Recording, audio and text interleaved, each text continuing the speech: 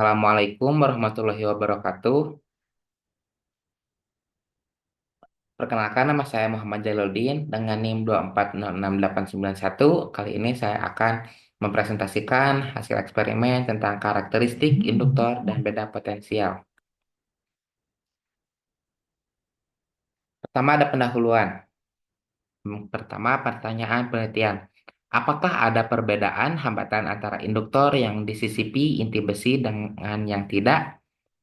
Bagaimana cara mencari GGL pada baterai yang belum diketahui sebelumnya? Dan berapakah nilai beda potensial listrik dari hasil pengukuran menggunakan voltmeter? Lalu ada tujuan. Ma- Tujuannya yaitu mengetahui perbedaan hambatan antara induktor yang disisipi inti besi dan yang tidak, mencari nilai GGL pada baterai yang belum diketahui, mengukur nilai beda potensial menggunakan voltmeter. Lalu ada hipotesis, yaitu induktor yang disisipi inti besi akan memiliki hambatan yang lebih rendah dibandingkan dengan induktor tanpa inti besi. GGL dapat diukur dengan menggunakan rangkaian sederhana yang terdiri dari baterai, resistor, dan voltmeter. Dan hipotesis yang terakhir, nilai beda potensial listrik yang diukur menggunakan voltmeter akan sama dengan nilai GGL baterai jika tidak ada beban terhubung. Selanjutnya, dasar teori. Induktor merupakan komponen pasif dalam suatu rangkaian yang mempunyai kemampuan menyimpan energi dalam bentuk medan magnet ketika arus mengalir melaluinya.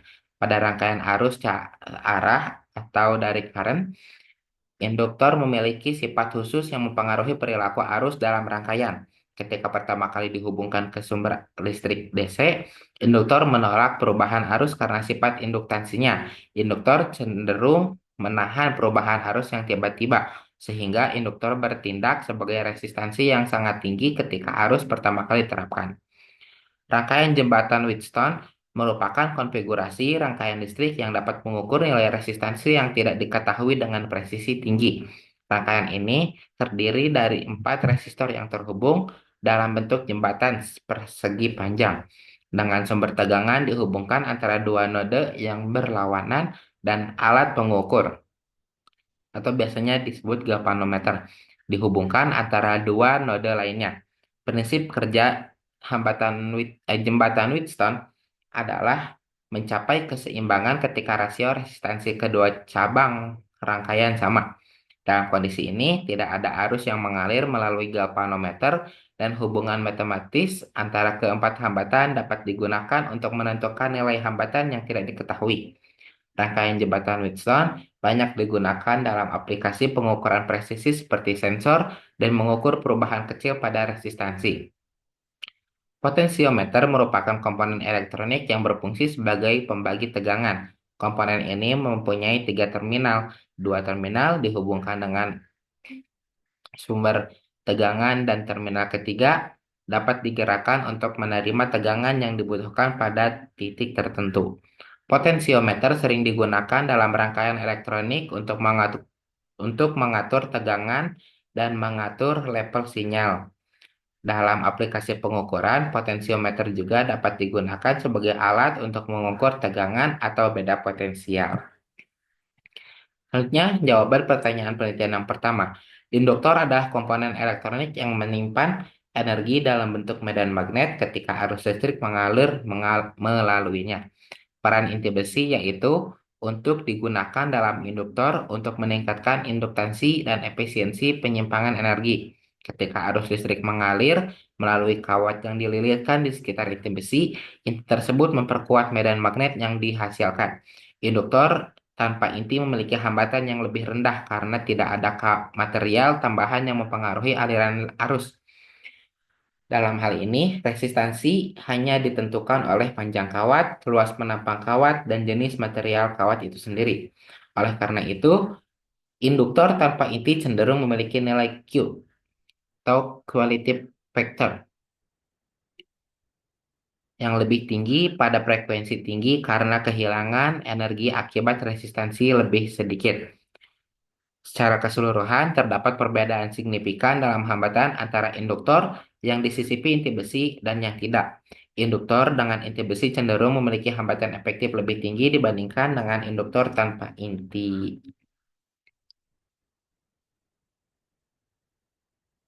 Perbedaan Perbedaan pada kedua tabel mengenai hambatan yaitu tabel 1 memiliki nilai hambatan bangku dan nilai hambatan 2 yang sempit. Sedangkan tabel 1.2 menunjukkan rentang yang lebih besar. Ini menunjukkan bahwa induktor tanpa inti cenderung memiliki nilai Q yang lebih tinggi pada frekuensi tinggi karena kehilangan energi akibat resistansi lebih sedikit. Secara keseluruhan, terdapat perbedaan signifikan dalam hambatan antara induktor yang disisipi inti besi dan yang tidak. Induktor dengan inti besi cenderung memiliki hambatan efektif lebih tinggi dibandingkan dengan induktor tanpa inti. Selanjutnya, jawaban pertanyaan penelitian kedua. Untuk mencari GGL pada baterai, maka terdapat langkah-langkah berikut. Yang pertama, menggunakan voltmeter. Hubungkan voltmeter ke terminal positif dan negatif baterai.